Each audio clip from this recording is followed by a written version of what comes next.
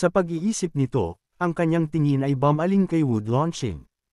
Hindi inaasahan, sa sandaling ito, biglang yumuko si Swift Launching bilang paggalang at nagpahiwatig na higit pa sa nararapat para sa master na dalhin ang demonyong si Xiaoyu. Ang demon-slaying sect ay walang mga pagtutol. Nang masabi ang mga salitang ito, ang buong lugar ay nagkagulo. Nagtataka ang lahat, bagaman ang matuwid na sekta at ang demon-slaying sect ay magkalaban. Ang grand ceremony ngayon ay ginanap upang gamitin si Xiaoyu sa isang kasunduan sa kasal upang pagaanan ang tensyon sa pagitan ng dalawang panig. Ang ikalawang upuan ng demon-slaying sect ay pinatay din ng masamang Skype of Aliens old villain. Bakit nila hahayaan na lang si Xiaoyu na umalis ngayon? Sa sandaling ito, pinaalalahanan ng nakatatandang kapatid ni Jing mula sa Clarity Sect si Duan Xing, nakalimutan mo na ba kung paano namatay si Swift Launching? Sumagot si Swift Launching nang may mapanuyang ngiti, ang ikalawang upuan ay umakyat sa bundok upang hamanin ang masamang Skype of Villain. Natalo siya at namatay, iyon lang iyon. Nang marinig ito, nagtanong ng may pag-aalinlangan ang nakatatandang kapatid na si Jing, maaari ka bang magsalita para sa buong demon-slaying sect? Gayunpaman, nang matapos siyang magsalita, humakbang si Swift Launching at hinawakan ang kanyang ulo. Ang matuwid na sekta at ang demon-slaying sect ay magkalaban. Hindi ako ang kalbong masamang tao si Kung Shin. Kung narito ka para mang-aral, mas mabuting umuwi ka at mang-aral sa iyong sariling ina. Sawa na ako sa lahat ng ito. Nang matapos ang kanyang mga salita, natahimik ang Sacred Altar Square. Naglakas loob silang makipagtalo tungkol sa katwiran sa isang naliwanag ang nakatatandang monghe. Ngunit hindi sila naglakas loob na gawin ang pareho sa isang tao mula sa demon-slaying sect. Nang makita ito, hindi napigilan ni Lasho ang paghanga sa kanyang husay sa paghawak ng mga sitwasyon. Sa kaibuturan, ang taong ito ay mas mataktika kaysa sa mga tao mula sa Clarity Sect at sa mga matuwid. Gayunpaman, kailangan ko pa ring maging maingat. Sa sandaling ito, patuloy na ipinahayag ni Swift Launching ang kanyang paninindigan. Ikaw ay maawin, Master, na handang reformahin ang masamang babae. Ito ay isang biyaya para sa lahat sa ilalim ng langit. Dahil dadalhin mo ang masamang babae, ituturing ng demon-slaying sect na ang ikalawang upuan, si Swift Xinjiang, ay naipaghiganti. Nang marinig ito, tumanggo si Lasho bilang pagkilala. Mahusay mong itinago ang iyong pinagmulan. Pagkasabi nito, itinaas niya ang kanyang kamay upang tawagin si Bai Yan. Nang marinig ito, ang mga mata ni Swift Launching ay agad na napuno ng takot. Kung malalaman ng mundo ang tungkol sa kanyang banyagang pinagmulan, natatakot siya na wala siyang lugar sa dakilang Yen. Sa sandaling ito, dalawang monghe ang nagtangkang tumakas ng hindi napapansin, ngunit sila, na nasa Brahmasi Realm 8 Meridian Stage, ay inapakan ng bumababang bayan sa sandaling kumilos sila. Nang makita ito, nagulat ang lahat. Ang bundok na ito ay talagang agresibo. Hindi inaasahan na ang isang mataas na monghe na may ganitong mataas na antas ng cultivation ay magkakaroon ng ganitong agresibong bundok. Kapag ang isang maalamat na bundok ay lumipad mula sa langit, kailangang gumamit ng ilang malalaking teknik upang maabyutan ito. Gayunpaman, ang malalaking teknik ay nangangailangan ng malaking enerhiya, at hindi magagamit ito ng isang cultivator maliban kung sila ay may malalim na antas ng cultivation. Ang lahat ay nakatanaw lamang habang umaalis si Lasho. Hindi natin mapapatawad ang mga kalbong masamang tao na iyon. Ikulong sila. Pagbabalik sa kanyang katinuan, malamig na nagsalita si Swift Launching, hindi ba masyado kang malumanay sa pagkulong lamang sa kanila? Alisin ang damo sa pamamagitan ng pagbunot sa mga ugat nito upang maiwasan ang anumang kapahamakan sa hinaharap. Hindi nagtagal, ang parisukat ay napuno ng putol-putol na sigaw. Hindi ito pinansin ni Lasho. Sumakay siya kay Bai Yan at lumipad palayo. Ang galit ng demon-slaying sect sa ilalim ng pagpapahirap ng Sanskrit hypnosis ay tiyak na ibubuhos sa mga mungheng ito. Si Bai Yan ay tumawid sa langit tulad ng isang bulalakaw. Si Jian Haijin sa ibaba ay may halong damdamin. Iyon ay mali. Ang kanyang antas ng cultivation ay malinaw na nasa gitnang yugto ng sense condensing realm. Paano siya magiging isang dakilang master ng Buddhist sect? Dapat ko bang sundan? Mapupuksa ba ako ng palad na iyon? Gayunpaman, siya ay isang nakatatandang monghe, kaya malamang na hindi niya ako papatayin ng walang dahilan, tama.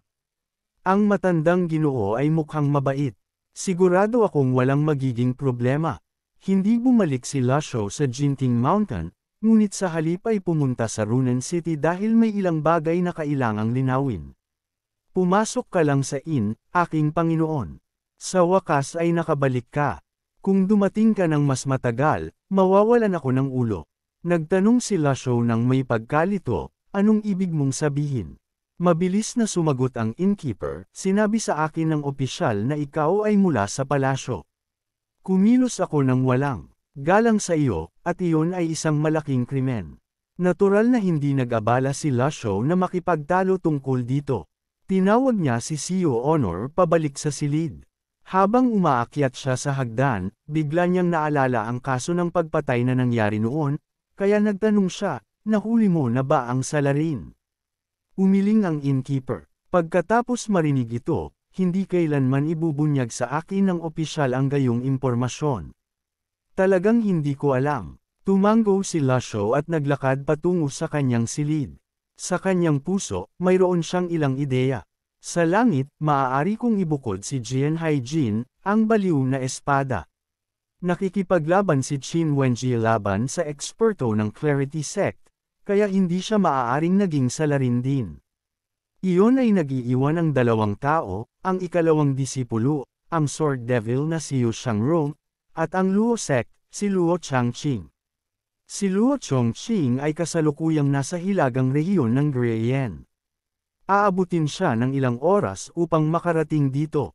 Hindi siya iyon.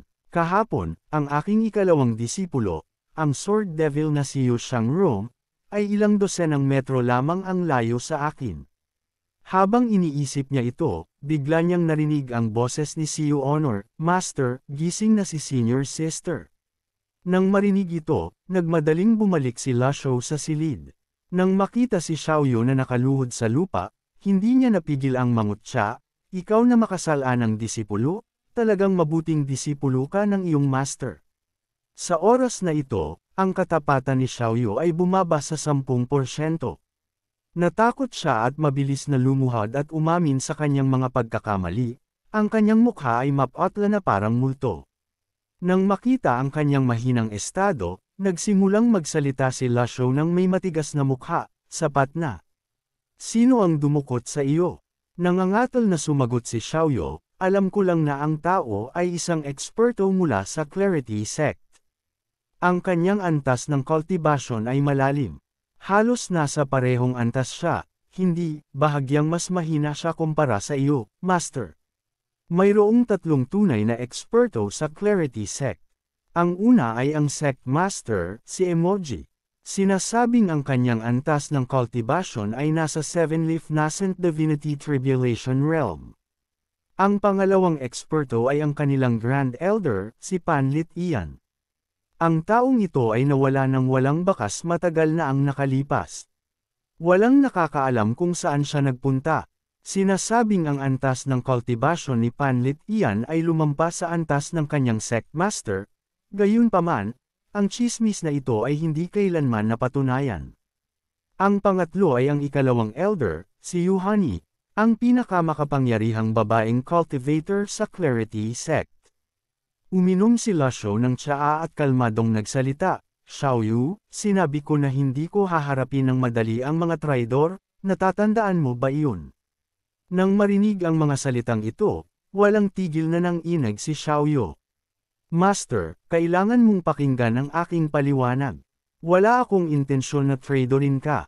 Gusto kong bumalik sa aking bayan upang magbigay pugay sa aking mga magulang matapos kong kumpletuhin ang aking misyon noong nakaraang araw, at hinarang ako ng mga eksperto ng Clarity Sect sa daan. Nangangahas kang magsinungaling sa akin. Pagkatapos ay malakas na hinampas ni Lasho ang mesa. Agad na nayanig si Xiaoyu sa kanyang kaibuturan at umamin ng totoo, pumunta ako sa Anupalas.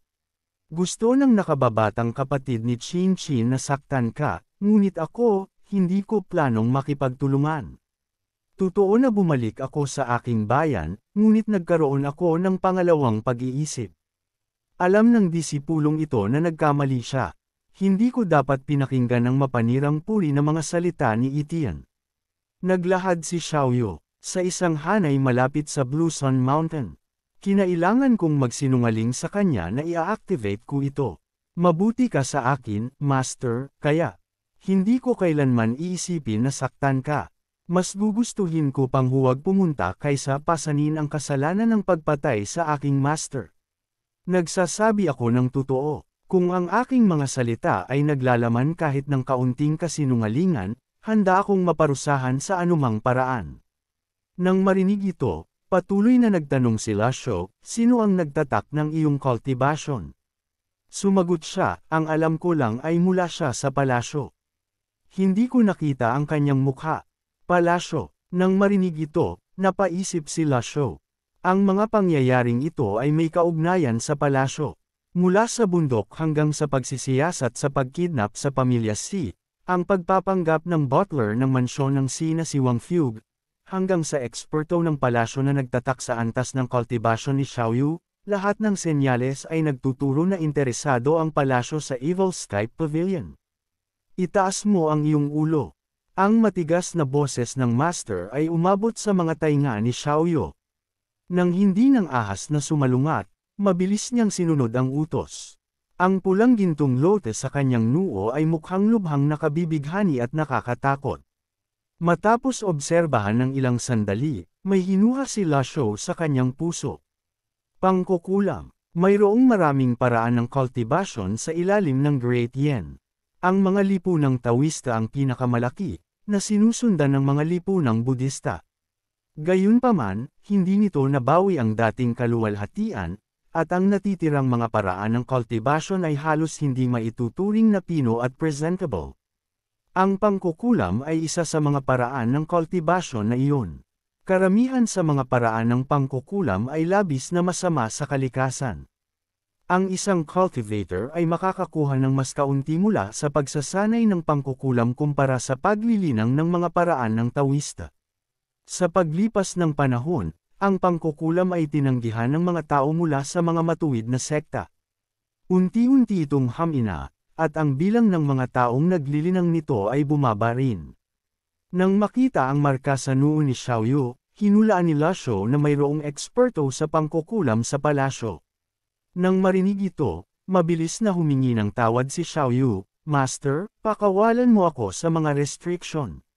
Sinulyapan siya ni Lasho at napansin na tumataas ang kanyang katapatan, kaya nagsalita siya ng iba, sinabi ko na, hindi ko haharapin ng madali ang mga nagtataksil sa akin. Nang marinig ang mga salitang ito, natural na hindi siya ng ahas na makipagtalo. Ang disipulong ito ay handang tumanggap ng anumang parusa na darating sa takdang panahon. See you Honor, sumulat ka sa iyong nakatatandang kapatid. Sabihin mo sa kanya na ibalik si Xiaoyu at parusahan siya. Pagkasabi nito, umalis si Lasho sa silid. Sumagot si Siu Honor at mabilis na humakbang pasulong upang tulungan ang kanyang nakatatandang kapatid. Alam ko na hindi ka katulad ni Etienne, nakatatandang kapatid. Nagbuntong hininga si Xiaoyu. Hindi bale, nagkamali ako sa pagkakataong ito. Kung hindi ako dinala ni Master mula sa langit, sana ay biglang. Biglang nagsimulang kumaway ng masigla si Siu Honor. Ayos lang iyon. Hindi mo alam ito, ngunit ipinakita ni Master ang kanyang kahangahangang lakas noong nasa langit tayo. Ang matuwid na sekta at ang demon-slaying sect ay lahat natalo. Nang marinig ito, nagtanong ng may kuryosidad si Xiaoyu, nakababatang kapatid, naroon ka rin. Siyempre, maraming kalbong monghe rin doon. Patuloy silang nagbubunganga tulad ng mga langaw. Inis na inis ako. Matapos umalis, dumiretso si Lasho pabalik sa kanyang silid. Habang ang opisyal na humahawak sa kaso ni Xua Ping ay nagmamadaling humabol sa kanya. Matapos siyang maabyutan, agad siyang lumuhod. Aking Panginoon, hinahanap ka ng iyong lingkod. Nang makita ito, nagtaka si Lasho, hinahanap mo ako. Inatasan kaming samahan ka sa tirahan ng general sa Runan City upang magbigay ng pahayag. Abala ako, Iniwan ni Lasho ang tatlong salitang ito at direktang isinara ang pinto. Paano ko hahayaang maglakad ang Panginoon upang makipagkita sa Heneral? Hindi ba't parang binabawasan ko ang kanyang ranggo? Aking Panginoon, mali ang nasabi ko. Hindi ko intensyon na papuntahin ka roon. Matapos ang pangyayari sa altar, talagang nakaramdam ng pagod si Lasho, ngunit nang humiga siya sa kama, hindi siya nakatulog dahil sa kanyang nag-uunahang mga iniisip.